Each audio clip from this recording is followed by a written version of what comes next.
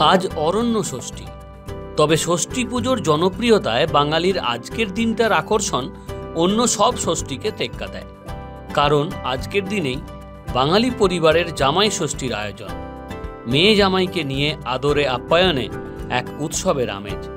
খাবার মেনু লিস্টটা এদিন ছাড়িয়ে যায় অনেক রেস্টুরেন্টকেও। হার মানানো সেই খাবার এবং জামাইয়ের আড়ম্বরের আয়োজন দেখুন নিজের চোখে। মানকুণ্ডুর ব্যানার্জি পরিবারের জামাই ষষ্ঠী।